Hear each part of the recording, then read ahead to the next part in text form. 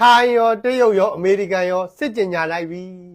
မင်္ဂလာပါ TTD Channel မှာကြိုဆိုပါရစေနေ့စဉ်သတင်းထူးသတင်းဥတွေကိုနားဆင်နိုင်ဖို့အတွက်ကျွန်တော်တို့ရဲ့ channel ကို like and subscribe လုပ်ဖို့တောင်းဆိုချင်ပါတယ်သတင်းသစ်တင်လိုက်တဲ့အောင်ဘေးနာက notification ခေါက်လိုက်လေးကိုလည်းနှိပ်ပေးတော့အောင်နော်ကျေးဇူးတင်ပါတယ် နောက်ထိုင်းနိုင်ငံဝန်ကြီးချုပ်ကကြားဖြန့်ငွေလိမ်စားနေတဲ့သူတွေကိုနိုင်ငံတော်ရဲ့ရန်သူအဖြစ်ပါသတ်မှတ်လိုက်တယ်စစ်ကြင်ညာတဲ့အပြင်ကိုမှကြားဖြန့်တဲ့ငွေလိမ်စားနေတဲ့ထိုင်းနိုင်ငံသားပဲဖြစ်ဖြစ်ဘယ်သူပဲဖြစ်ဖြစ်ထိုင်းနိုင်ငံရဲ့ရန်သူအဖြစ်သတ်မှတ်လိုက်တယ်သွားပြီနော်ထိုင်းနိုင်ငံသားပဲဖြစ်ဖြစ်အခု BGF ပဲဖြစ်ဖြစ် DKB ပဲဖြစ်ဖြစ်နော်အတမ်းပဲစစ်တပ်ပဲဖြစ်ဖြစ်ဘာသူကိုမစိုးသူတို့စစ်ကြင်ညာလိုက်ပြီထိုင်းနိုင်ငံရဲ့ရန်သူအဖြစ်သတ်မှတ်လိုက်ပြီသူတို့အကုန်ဖမ်းတော့ပါအခုလည်းဖမ်းနေတယ်နေ့စဉ်နေ့တိုင်းအိုးလိုင်းပေါ်မှာကြားဖြန့်ဘယ်ဘန်ကောက်မှာဖမ်းလိုက်ပြန်ပြီချင်းမိုင်မှာဖမ်းလိုက်ပြန်ပြီဘယ်နားမှာဖမ်းလိုက်ပြန်ပြီထိုင်းမှာအကုန်ကိုဖမ်းနေတာနေ့စဉ်နေ့တိုင်းလိုင်းပေါ်မှာကြားဖြန့်သတင်းတွေကြီးပဲသွားပြီဟိုထိုင်းနိုင်ငံထဲမှာကြားဖြန့်နေအကုန်ရှင်းအခု DKB ကိုလည်းရှင်းတော့မယ် BGF ကိုလည်းရှင်းတော့မယ်ဗျာနော်တရုတ်ကရောအမေရိကန်ရောထိုင်းကရောစစ်ကြင်ညာလိုက်ပြီ BGF တို့ DKB တို့နားကားပြီပေါ့နော်အင်အား1000ကျော်ရှိတဲ့ BGF နဲ့ DKB နားကားသွားပြီပြုတ်သွားပြီဆိုရင်ဘုံဘုံတို့တော်လှန်ရေးလက်နက်ကင်တွေကကိန်းပြည်နယ်မှာဘိုးဖြစ်ပြီဗျအခုတော့ BGF နဲ့ DKB ကပတ်စံလဲချမ်းသာတယ်သူတို့ကိုမင်းအောင်လှိုင်စစ်တပ်ကလည်းလက်နက်ခဲမိကြောက်တွေထောက်ပံ့ထားတယ်အင်အားကလည်း1000ကျော်ရှိတော့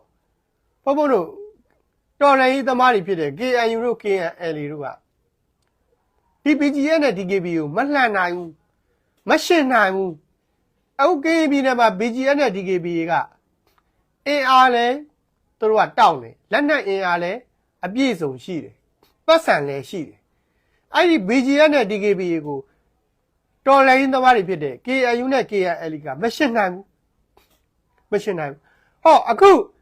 တရုတ်ရဲ့ကျေးဇူးထိုင်းရဲ့ကျေးဇူးအမေရိကန်ရဲ့ကျေးဇူးနဲ့ BGF နဲ့ DKB ကပြုတ်တော်မယ်ခေါင်းဆောင်တွေကိုဖမ်းလိုက်မှတော့ဒီနောက်လိုက်တွေလည်းပြုတ်ပြီလေအဲ့လိုပြုတ်ပြီဆိုရင် KNU နဲ့ KNL ကဒါကင်းပြည်နယ်မှာဘူဖြစ်ပြီနော်ကော်တူလေးအိမ်မက်ကြီးမကြခင်အကောက်ထဲဖော်လိုက်တော့ KNU နဲ့ KNL ကဒါကင်းပြည်နယ်ကိုကော်တူလေးနိုင်ငံပဲဖြစ်ဖြစ်ကော်တူလေးပြည်နယ်ပဲဖြစ်ဖြစ်ဒါကင်းနေပိုင်တယ်ဒါကင်းနေရဲ့အချုပ်ချာအာဏာသူတို့ကော်တူလေးအိမ်မက်ကြီးမကြခင်အကောင့်ထဲဖော်နိုင်တော့မှာအဲ့ဒါဘသူရဲ့ကျေးဇူးလဲဆိုတရုတ်ကျေးဇူးအမေရိကန်ကျေးဇူးထိုင်းရဲ့ကျေးဇူးသူတို့ကစစ်ကြင်ညာလိုက်ပြီဒီကြားဖြတ်တွေကိုဖြိုခွင်းတော့မှာနော်ကြားဖြတ်တွေကိုဖြိုခွင်းတော့မှာ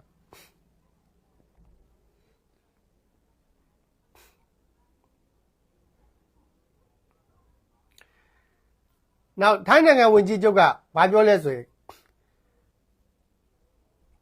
ထိုင်းနိုင်ငံသားပဲဖြစ်ဖြစ်ဘယ်သူပဲဖြစ်ဖြစ်တဲ့နော်ဥပဒေအထက်မှာဘယ်သူမှမရှိဘူးတဲ့ဒီကြားပြန့်လို့ရင်တော့အဖက်ခံရမှာပဲတဲ့ဥပဒေအထက်မှာဘယ်သူမှမရှိဘူးတဲ့ဘာဖြစ်လို့လဲဆိုတော့ဒီကြားပြန့်မှာကထိုင်းနိုင်ငံကတပ်သေးကြီးတွေရဲကျုပ်တွေကိုတောင်ပါတာနော်ထိုင်းနိုင်ငံကတထေးကြီးတွေရဲကျုပ်တွေကိုယ်တိုင်ပါနေတာဒီကြားဖြတ်မှာမြန်မာနိုင်ငံမှာလည်းဒီတိုင်းပဲလေမြန်မာနိုင်ငံမှာကြားဖြတ်တွေကိုဘယ်သူလုပ်လဲဆိုရင်အကြမ်းဖက်စစ်တပ်ရဲ့ပြီးတော့ရဲတွေရဲ့နောက် BGF ရဲ့ DKB ရဲ့ဟောနောက်ကိုကန့်ရဲ့ဝရဲ့မိုင်းလားရဲ့အတူတူပဲသူတို့တွေအကုန်လုံးနေကြတာအခုကိုကန့်တို့ဝါတို့မှာရှိတဲ့ကြားဖြတ်တွေကိုတရုတ်ကဖြိုခွင်းပြီးသွားပြီဖြိုခွင်းပြီးသွားပြီဒါပေမဲ့စစ်ကောင်စီရဲ့လက်အောက်မှာရှိတဲ့ကျိုင်းတုံတို့တာချီလိတ်တို့မှာကြားဖြတ်နေကအများကြီးကြံသေးတယ်အခုတခါအလှည့်ကြတာကကရင်ပြည်နယ် BGF နဲ့ DKB ဥဆောင်ပြီးလုပ်နေတဲ့ဒီကြားဖြတ်လုပ်ငန်းတွေကိုတရုတ်ရောထိုင်းရောအမေရိကန်ရောကဥဆောင်ပြီးတော့ဒါဖြိုခွင်းတော့ပါဥ ဥပဒေထက်မှဘယ်သူမှမရှိဘူးတဲ့ဒါထိုင်းနိုင်ငံဝန်ကြီးချုပ်ကကြေညာတာပေါ့နော်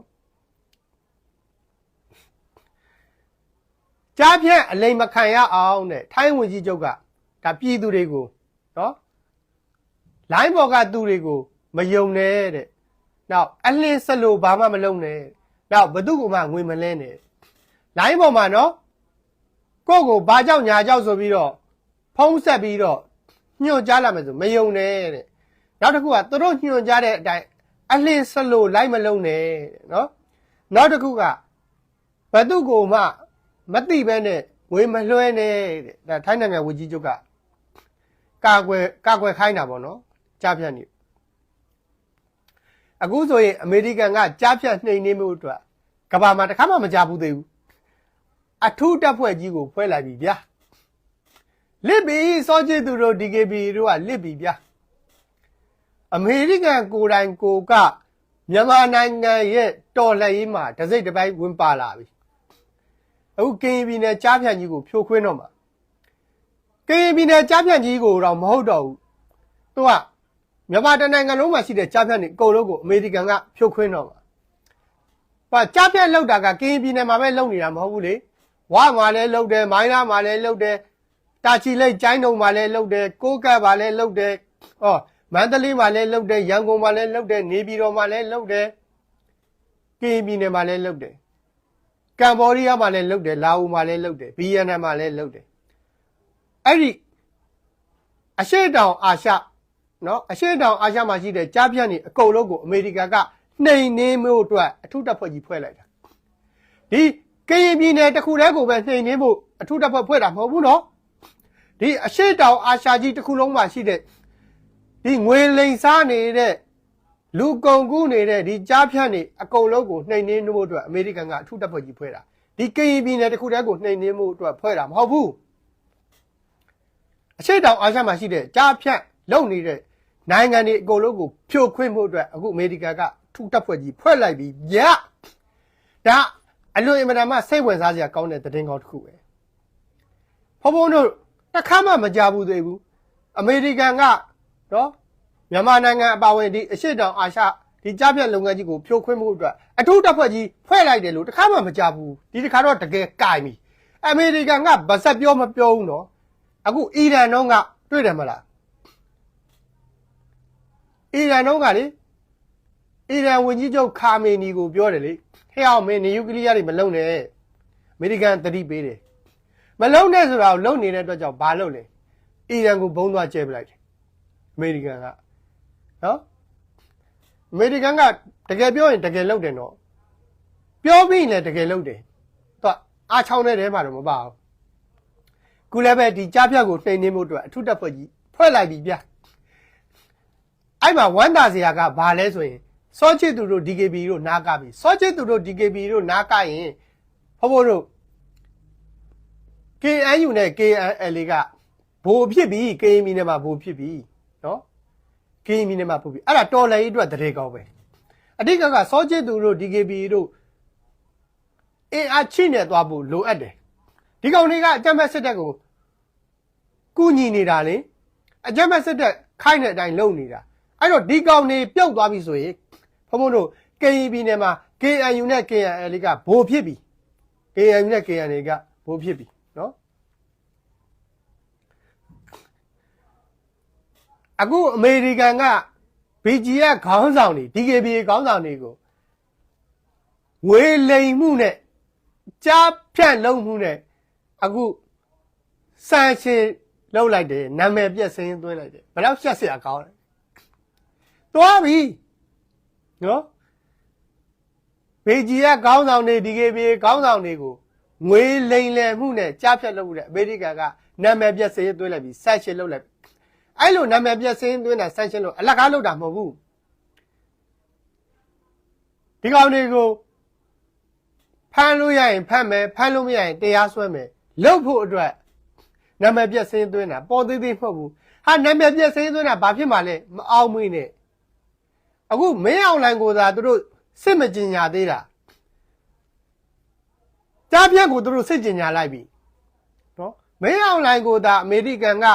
အထူးတပ်ဖွဲ့ပြီးစစ်မကျင်ညာသေးတာကြားဖြန့်ကိုဖြိုခွင်းဖို့အတွက်စစ်ကျင်ညာလိုက်ပြီအဲ့ဒီကြားဖြန့်ကိုလုပ်နေတာဘာလို့လဲဆိုတော့ DKBA နဲ့ BGF အဲ့တော့အမေရိကန်ကဒီအထူးတပ်ဖွဲ့ကြီးဖွဲ့ပြီးတော့ဘသူတွေကိုဖြိုခွင်းမှလဲဆိုရင်ဒီကြားဖြန့်ကိုပါဝင်ပတ်သက်နေတဲ့ကြားဖြန့်ကိုဓာတ်ရိုက်ပါဝင်နေတဲ့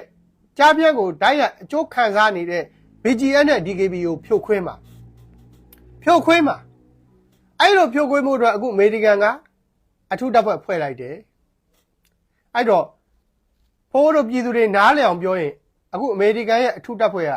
DKBA နဲ့ BGF ကိုစစ်ကျင်ညာလိုက်တာဘာစစ်ကျင်ညာတာလဲဆိုရင်ကြားဖြန့်နှိမ်နှင်းဖို့အတွက်စစ်ကျင်ညာလိုက်တာကဲဘယ်လောက်မိုက်လဲဒါတကယ် special တဲ့ဒီကနေ့ဖိုးပြောပြတဲ့တဲ့ကို download ဆွဲပြီးတိတ်ချလိုက်ဒါတကယ် special တဲ့ပဲနော်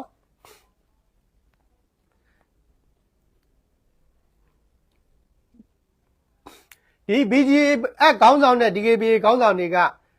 ဒီကြားဖြန့်လုပ်ငန်းတွေကိုကူညီပေးနေတဲ့သူတွေတဲ့ဒါအမေရိကန်ကပြောတာနောက်တစ်ခုကအမေရိကန်နိုင်ငံကိုပြစ်မှတ်ထားပြီးလိမ်လည်မှုမှာ DKBA နဲ့ BGF ကပါဝင်ပတ်သက်နေတယ်ဟောသွားပြီအမေရိကန်ကိုပေါ်သေးသေးထင်နေတယ်အမေရိကန်ကကိစ္စတစ်ခုကိုလုပ်ဖို့အတွက်ဘုံတို့မတိကျမသေးကြမနဲ့ဘာတစ်ခုမှမလုပ်ဘူးသေးသေးချာချာကိုစုံစမ်းပြီးမှလုပ်တာအမေရိကန်မှာ USSS အဖွဲ့ဆိုတာရှိတယ် U ရဲ့ S သုံးလုံးရဲ့ USSS အဖွဲ့ဆိုတာရှိတယ်အဲ့ဒီအဖွဲ့ကဘာလုပ်တာလဲဆိုရင်လျှို့ဝှက်ထောက်လန်းတဲ့အဖွဲ့ကဘာမှာရှိသမျှလူဆိုးလူမိုက်တွေနော်ရာဇဝတ်ကောင်တွေမူရစ်တားကောင်တွေကိုဘသူကဘာလုပ်တယ်ဘသူကဘာလုပ်တယ်ဆိုတိတိကျကျလျှို့ဝှက်ထောက်လန်းတဲ့အဖွဲ့အဲ့ဒီအဖွဲ့ကတေးသေးချာချာကိုလျှို့ဝှက်ထောက်လန်းပြီးမှဒီ BGF ခေါင်းဆောင်တွေ DKBA ခေါင်းဆောင်တွေကိုအမေရိကန်ကဒဏ်ခတ်ပိတ်ဆို့ရေးယူတယ်ဆန့်ရှင်တွေလုပ်တယ်နာမည်ပြက်စရင်သွင်းတယ်အခုသူတို့ကိုစစ်ကြင်ညာလိုက်ပြီနော်အဲ့တော့ဆော့ချစ်သူတို့ DKBA တို့ပြုတ်ပြီပေါ့ဗျာပြုတ်ပြီပေါ့ဒီဆော့ချစ်သူနဲ့ BGF DKBA က2024ခုနှစ်တစ်နှစ်ထဲမှာကိုအမေရိကန်ကိုဘလောက်ငွေတွေလိမ်ယူခဲ့သလဲဆိုရင်ဒေါ်လာ7ဘီလီယံရှိတယ်ဒါတစ်နှစ်ကိုနော်2024တစ်နှစ်ထဲနဲ့ကိုဒီစောချစ်သူ BGF DKBA ကအမေရိကန်ကနေပြီးတော့လိမ်လည်ခဲ့တဲ့ဒေါ်လာငွေဟာ7ဘီလီယံရှိတယ်။အိုးတဲ့တာဟုတ်။10ဘီလီယံကိုတန်း1000 7ဘီလီယံဆိုတော့တန်းပေါင်း1000ရှိတယ်။နည်းနည်းပတ်စံမဟုတ်ဘူး။အဲ့ဒါကြားဖြတ်နေကအမေရိကန်စီကလိမ်လည်ခဲ့တဲ့ငွေတွေနော်။ DKBA နဲ့စောချစ်သူရဲ့ BGF ကဒီကြားဖြတ်လုပ်ငန်းတွေကိုလုံခြုံရေးယူပေးထားတယ်တဲ့ပြီးတော့သူတို့ကိုယ်တိုင်နော် BGF တပ်သားတွေ DKBA တပ်သားတွေကအဲ့ဒီလူကုန်ကူးထားတဲ့နိုင်ငံတကာကနိုင်ငံသားတွေကိုရိုက်နှက်တယ်လျှက်စစ်နဲ့ short တိုက်တယ်ပြီးတော့ရက်ဆက်တယ်ရုပ်မာတယ်အကြမ်းဖက်တယ်အဲ့ဒါတွေအကုန်လုံးကိုဒီ DKBA ကစစ်သားတွေနဲ့ BGF ကစစ်သားတွေက